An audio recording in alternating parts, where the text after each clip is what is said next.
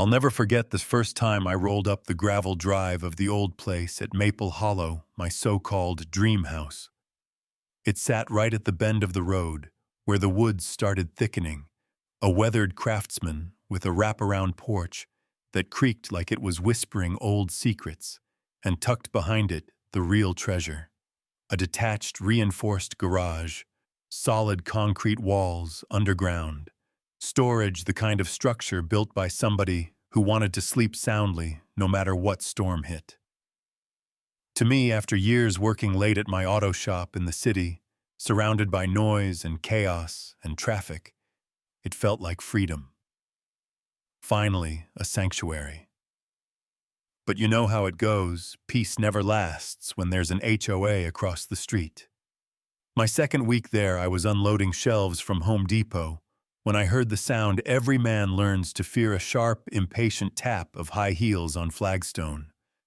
I turned, rag still in my hand, and there she was. Mid-50s blonde bob cardigan pulled tight like she was auditioning for some suburban queen role. A wicker basket dangled in one hand, clipboard in the other. She smiled with all the warmth of a frozen pie crust. "Welcome to the neighborhood," she sang. "I'm Patricia Loring, president of the Willow Creek Association." I nodded, didn't touch the basket, just waited. Her eyes flicked past me to the garage, and that's when the real script started. "We've had a little storage issue with our maintenance shed. Seasonal decor bags of salt, you know how it piles up. We thought perhaps, since you have that extra space, a few board members could keep some things here. Just temporary, of course. We'd even make our own key so we don't disturb you." I wiped my hands, pointed toward the metal stake in the ground that marked the boundary line. "Not part of your HOA. This property's private. That garage off limits." Her smile froze for half a beat before she adjusted it like Botox couldn't quite keep up. "That's unfortunate. We always hope new neighbors will be cooperative. Good neighbors." She walked off, muttering, "Such a shame. We could have had something good." And though I didn't know it yet, that little phrase was her opening shot in a war she thought she'd win. 3 days later, I came home and something was off. The side door lock of my garage gleamed shiny new, not the one I installed. My key didn't fit. Scratches marked the metal like someone rushed the job. Inside, my crates were nudged out of place, nothing stolen, nothing broken, just touched, violated. I checked the outside cams, and sure enough, 2 men in jackets embroidered with the HOA logo had slipped in, stayed 7 minutes, walked out, casual as trash collectors. I filed a police report. They shrugged. Without clear ID or missing property, it's trespass at best. Nothing actionable. Fine. If they wanted to play games, I'd raise the stakes. I swapped every lock with military-grade cylinders, added cameras, backed to encrypted cloud storage wired motion sensors along every entrance. And then I baited them, a steel lockbox on the workbench, labeled with bold letters, DOD certified authorization required. Empty inside, but shiny enough to tempt curiosity. Not long after, I caught a man with a DSLR lens crouched across the street, snapping photos of my place. When I walked his way, he bolted into an SUV. Behind the wheel, Patricia herself. She just smiled at me through the windshield before peeling off. A neighbor named Ron, a retired Marine who walked with a limp, showed up that evening with a beer. "She's spreading stories," he told me. "Says you've got military stockpiles in that garage, unregistered equipment. She wants your space, and this isn't about rules. It's about control." The very next morning, an anonymous note showed up on my mailbox. "If you're not part of the solution, you're the problem." HOA watermark faint behind the text. Subtlety was not their strength. The harassment ramped up quick. A drone buzzing over my fence. Teenagers with clipboards pretending to run youth compliance surveys. A woman across the street filming me with her iPad under the guise of FaceTime. Even a guy checking for gas leaks who couldn't tell a meter from a mailbox. It wasn't surveillance anymore. It was a story they were writing starring me as the villain. Then came the so-called friendly walkthrough. Patricia showed up flanked by 3 others, 2 polo-clad men, one with a GoPro strapped to his chest, and a woman in yoga pants holding a file folder like it was a weapon. Ethan, she cooed, calling me by name like we were old friends. There have been concerns about neighborhood safety. If you could just let us peek inside the garage, everyone would feel so much better. Absolutely not, I told her flatly. One of the men stepped forward reciting nonsense about Section 7 of their wellness ordinance. I'm not in your HOA, I said. This isn't your codebook playground. Back away. She tilted her head, voice sugar-dipped poison. It's not about codes. It's about community. Uncertainty breeds fear. You're creating a vacuum. I laughed. A vacuum? You mean me not handing you a garage key is tearing a hole in your sense of control? They left, but not without that cold smile of hers, the smile that promised escalation. And escalate she did. A week later, Patricia returned with a bigger squad. Clipboard guy, a board member wielding a thermal scanner, a woman with a tablet, and 2 more lackeys. They announced they were there for a safety inspection over supposed gas leaks and hazardous materials. I could have slammed the door. I could have called the cops. Instead, I opened the garage myself. Hydraulic doors slid up to reveal a spotless workshop, crates with QR codes, fire-rated cabinets, everything licensed and logged. Stainless steel surfaces, gleaming ventilation systems up to code. Patricia froze, then pulled out her phone and dialed. I caught the words, possible weapons manufacturing, and emergency. Did you just call 911 because I own a storage cabinet? I asked. It's a precaution, she said calmly. The community expects us to act. 6 minutes later, squad car lights painted the driveway. 2 officers went through my garage with scanners, checked every label, every manifest, even my supplier licenses.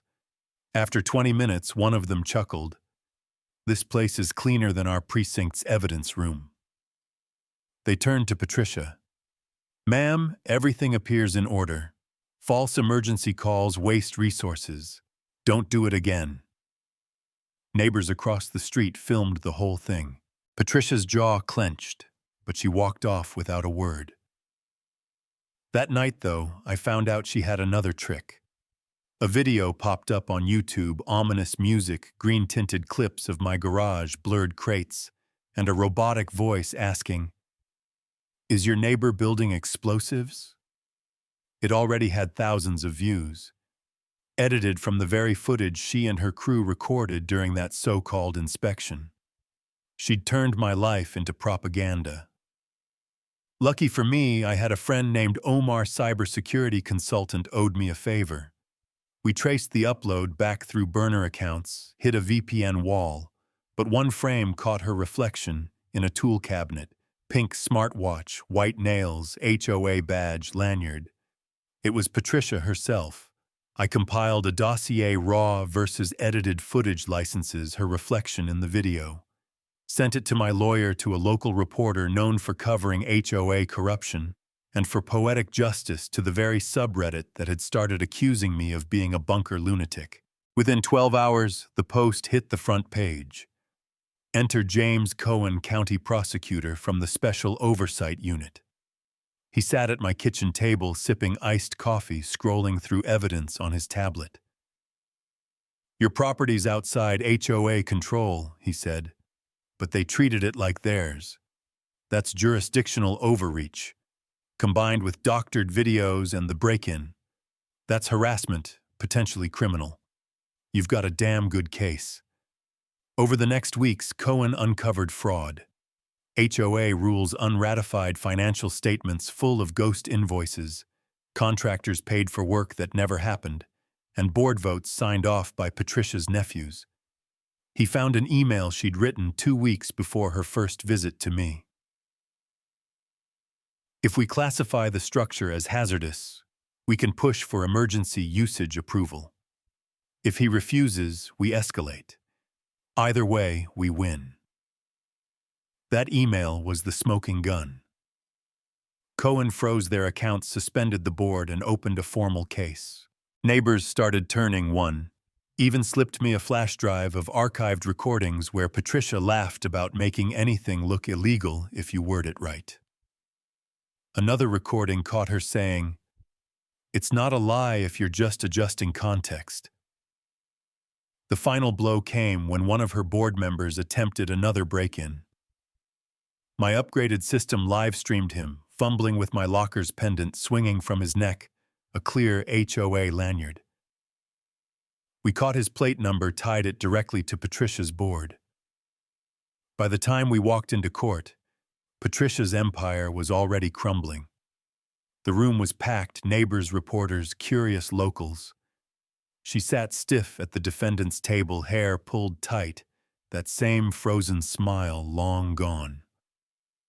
Judge Alvarez had no patience for theatrics. Cohen presented the evidence step by step, the break-ins, the false 911, call the doctored video, the financial fraud. He played her own words. If we break him down just right, we can move storage into that garage within the year. The silence that followed was heavier than any gavel. Her lawyer tried the sympathy angle, muttering about aesthetic concerns and overwhelmed responsibilities. Alvarez cut him off. This is not about aesthetics. This is abuse of power, willful deception, and targeted coercion against a private citizen. The judgment came swift. Full damages awarded $360,000. HOA board dissolved under county oversight. Permanent restraining order. And Patricia herself, 9 years federal, with charges of fraud, defamation, trespassing, and evidence tampering.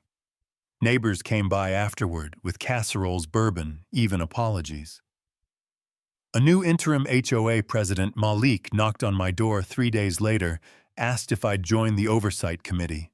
I smiled, told him I appreciated the offer, but some walls are built not just to keep people out, but to keep the wrong people from ever getting in again. I framed that flyer Patricia once sent, the one that said, "We could have had something good," hung it right inside my garage.